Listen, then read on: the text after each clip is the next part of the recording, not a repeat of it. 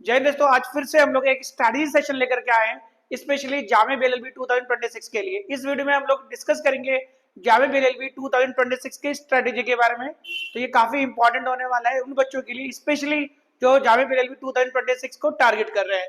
तो सबसे पहले हम लोग टाइम की बात करें, अभी हम लोग अक्टूबर में खड़े हैं, अक्टूबर ऑलमोस्ट खत्म हो गया है और जो इसका एग्जाम जो होगा वो मई मंथ में होगा, मई के फर्स्ट वीक के अराउंड होता है, राइट। तो मई का मंथ तो आपको मिलेगा नहीं, अक्टूबर ऑलमोस्ट खत्म हो गया, तो नवंबर से लेकर के अप्रैल तक का टाइम मिलेगा, यानी अभी आपके पास 6 मंथ का टाइम है।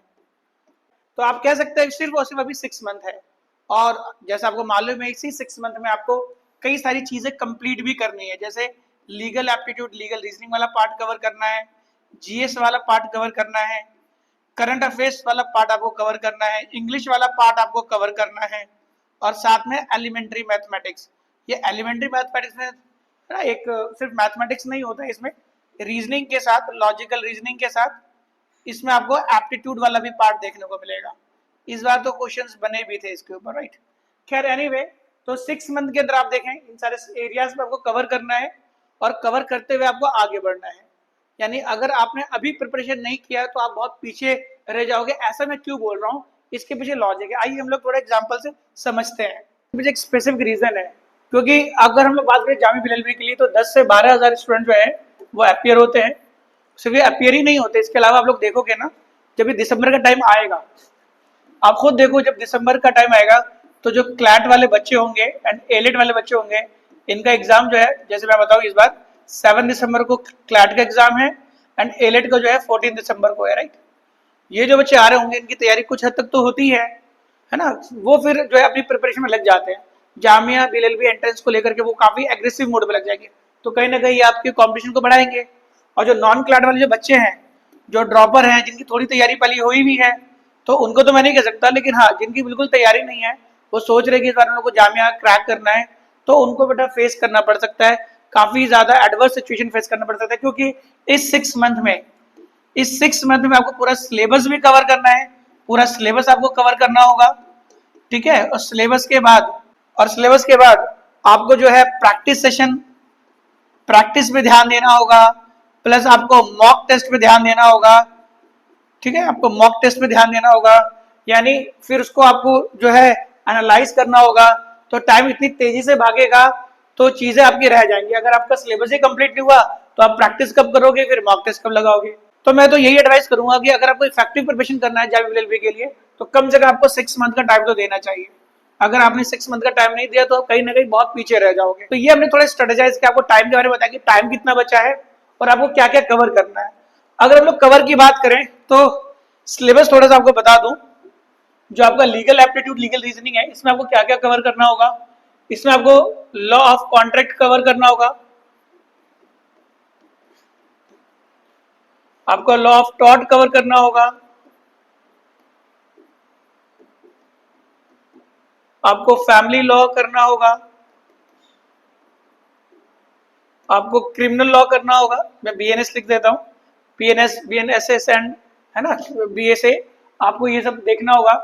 प्लस लैंडमार्क जजमेंट से रिलेटेड क्वेश्चन बन जाता है, लैंडमार्क जजमेंट से रिलेटेड क्वेश्चन बन जाता है, प्लस आपको मैक्सिम से रिलेटेड क्वेश्चन बन जाता है।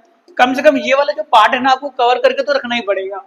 फिर आपका कॉन्स्टिट्यूशन, क्योंकि लीगल एंड कॉन्स्टिट्यूशन से मिला करके लगभग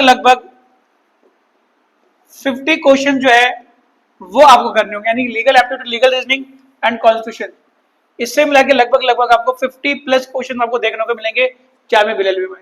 जबकि जनरल आपकी बात करें, जनरल कैटेगरी में इसका कट ऑफ जो है वो 99 गया था। तो सोच लो कि इसका वेटेज कितना होता है। तो क्लैट वाले जो बच्चे होते हैं उनको इसका बेनिफिट मिल जाता है, जो नॉन क्लैट वाले हैं उनको अभी से लिखना पड़ेगा, राइट। तो ये चीज आपको ध्यान देना है। उसके अलावा बेटा हम लोग बात करें, ये तो क्या लीगल रीजनिंग एंड कॉन्स्टिट्यूशन, उसके अलावा जीके वाला पार्ट आपको कवर करना होगा।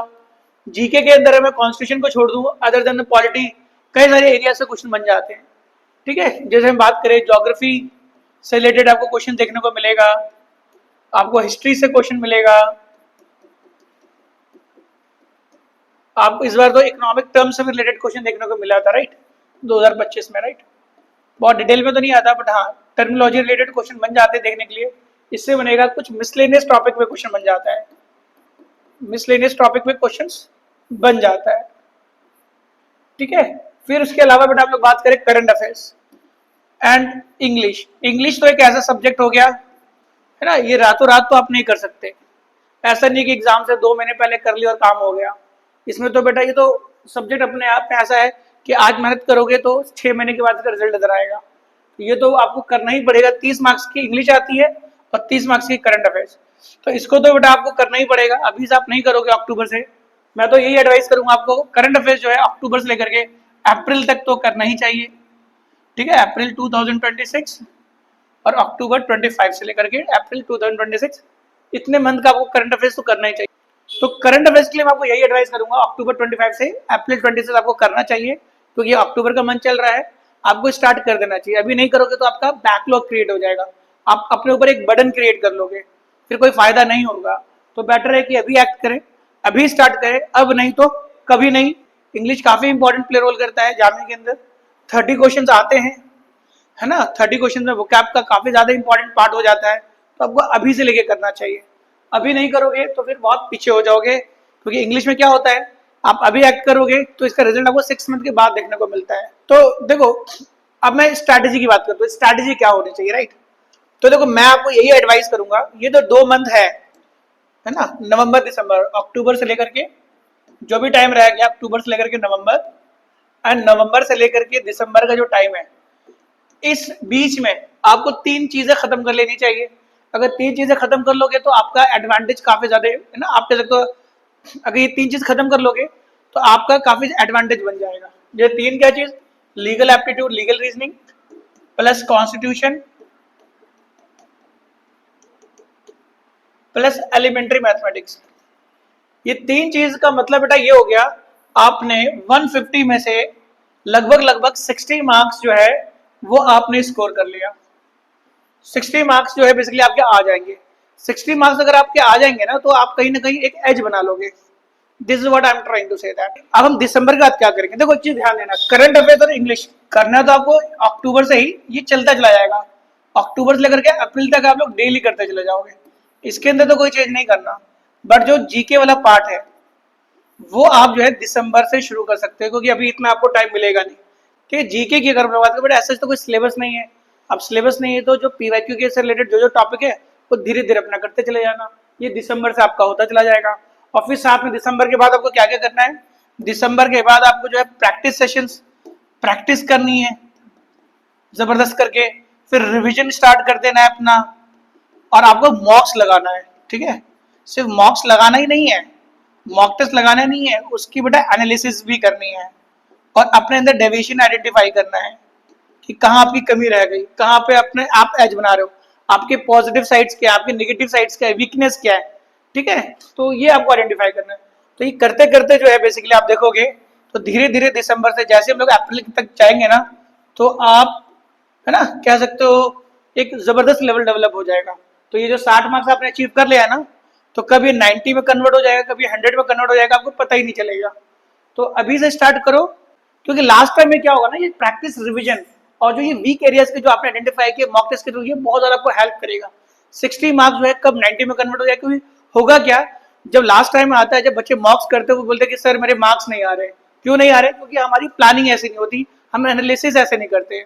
और इसके लिए बेटा एमएलए जो है एक स्पेशल बैच जो है वो लेकर के आया आप लोग के लिए, है ना। ये बैच हम लोग ने जो है इसको लॉन्च किया है, सर सैयद 2.0 बैच, स्पेशली एमी बिलएलबी के लिए है। और जुनून 1.0 बैच जो है ये सिर्फ जामे बिलएलबी के लिए है। और स्वराज 1.0 बैच जो है ये जामे एमी बिलएलबी दोनों के लिए है।